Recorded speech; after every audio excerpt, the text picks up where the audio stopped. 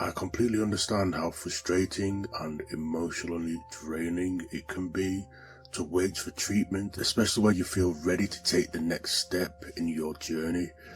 The waiting time for gender-affirming healthcare through the NHS in the UK can be incredibly long, and unfortunately there isn't always a quick solution. That said, there are some options you could explore to help move things along to support yourself while you wait.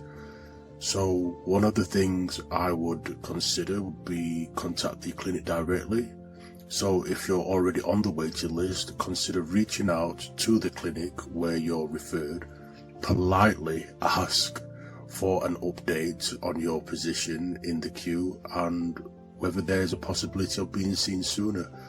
For example, if they have cancellations, this is something I personally did. I set a reminder to call the clinic every 2 weeks to check in. Even if it doesn't move you up the list, keeping in touch ensures the staff remembers you and sees that you're serious about your care.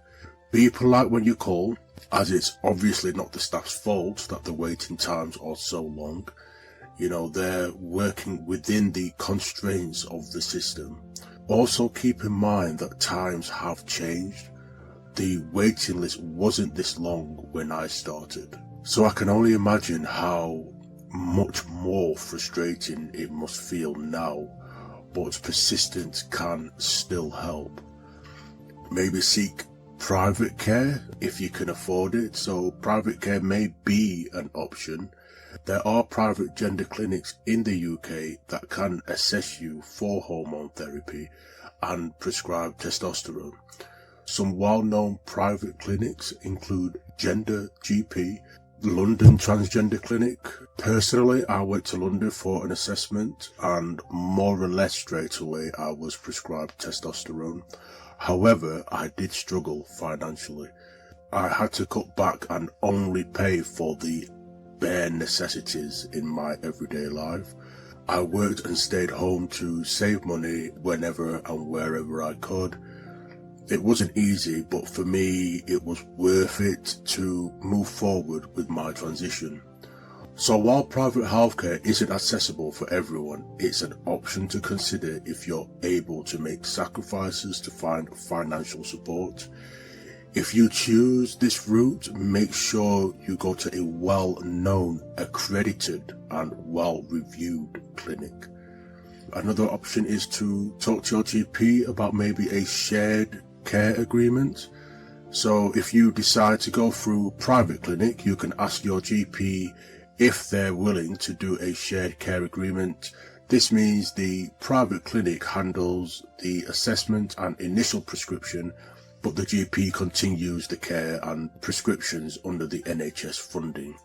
Not all GPs are willing to do this, so it's worth checking beforehand. Maybe consider crowdfunding or financial support. If private care is something you'd like to pursue but can't afford, consider looking into crowdfunding options. So many people in similar situations have raised funds to cover private assessments and hormone treatments, though platforms like GoFundMe or like support from LGBTQ plus organizations that offer grants or funding. Another thing is to try keeping a journal or a diary or whatever you want to call it of your everyday struggles. Writing things down can be a way to process your feelings and gain perspective. So when you look back at your entries later, you'll see how far you've come. Even if it feels like nothing is moving right now, it can also be a place to vent, reflect, or even record small victories along the way, which can be very, very helpful. Another thing is to find a hobby or a craft or even a sport. That's something that I did. So finding something you enjoy can give you much needed mental escape from the waiting. Whether it's learning a craft, you can go to maybe a hobby craft or some sort of craft shop.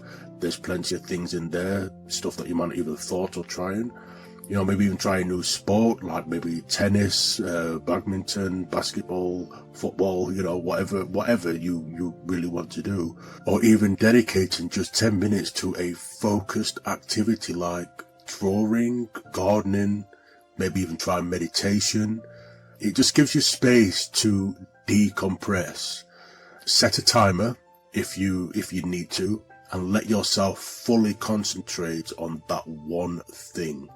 It can help clear your mind and provide a break from the stress of your current struggles. I think another thing is to take each day, each hour, each week, just as it comes. The key is to approach this process one step at a time.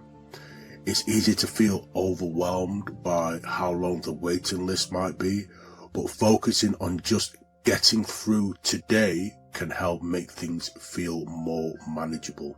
You don't have to take on everything at once. Just keep moving forward little by little. Another thing you could try is to maybe connect with groups if you want to. So joining support groups can be incredibly helpful, especially if you feel isolated or stuck. It helped me a lot at the beginning. I connected with others going through similar experiences and it made me feel less alone. However, I later realized I felt and functioned better with my own friends and family. Everyone is different and it's about exploring what works best for you. Whether you thrive in a group setting or prefer to navigate things on your own, the important thing is finding the support structure that feels right for you. So another thing is to stay proactive and informed. So keep researching your options and staying proactive about your care. Always check for updates on the NHS policies and waiting list, as services occasionally, very occasionally, expand or offer new pathways. In the meantime, I'm here to help as much as I can. I will be answering at least one question a week. Like I said, it'll be short and straight to the point. So just remember, you're not alone in this process, whomever you may be, and sometimes even small steps can help you feel a little more in control. Most importantly, remember that you will get there. It's just a matter of time. I hope that answers that question. Thanks for watching. Stay safe. See you next week.